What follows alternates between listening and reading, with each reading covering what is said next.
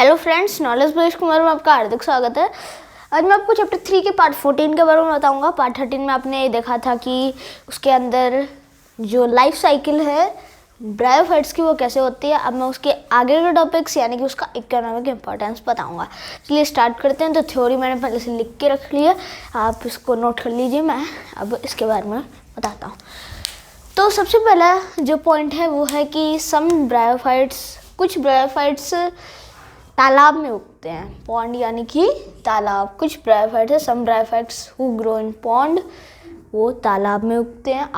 After the dead यानी कि उनके मरने के बाद सब क्या होती हैं। जो डेड है यानी मरने के बाद डाउन द वाटर यानी कि पानी के नीचे तो वो इकट्ठे हो जाते हैं। कलेक्ट यानी कि इकट्ठा होना and help the made of soil, और वो मिट्टी बनाने में मदद करते हैं यानी कि जो मृदा होती है उसको बनाने में मदद करते हैं, मिट्टी या फिर सॉइल।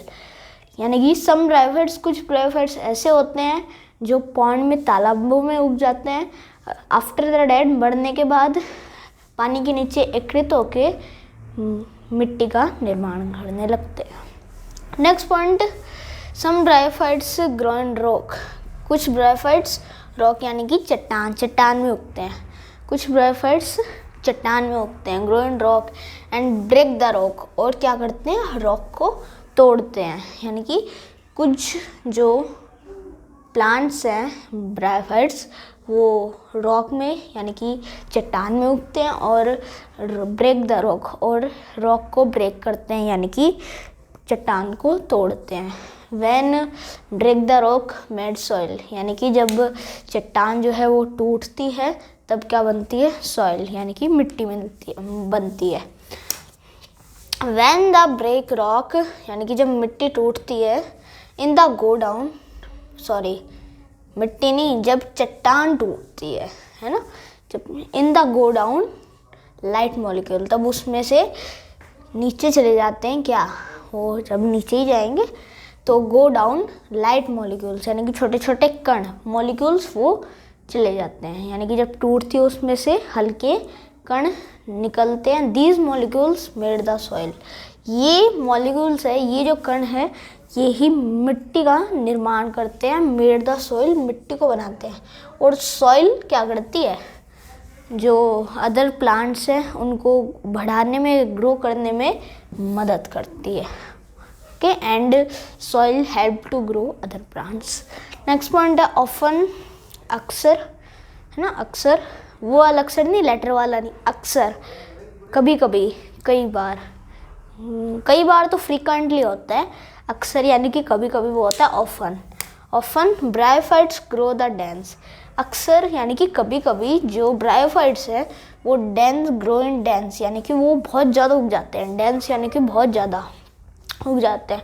टू बाइंड द, और उगने के कारण वो बाइंड द सॉइल यानी कि मिट्टी को बांध लेते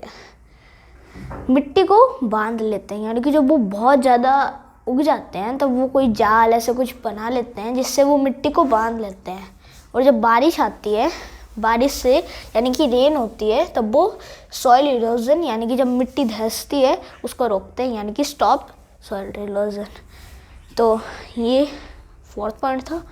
फिफ्थ पॉइंट है कि some bryophytes food the herbivorous people, यानी कि कुछ जो ब्रायोफाइट्स है वो किसके हर्बीवोरस यानी कि शाकाहारी लोगों के फूड है।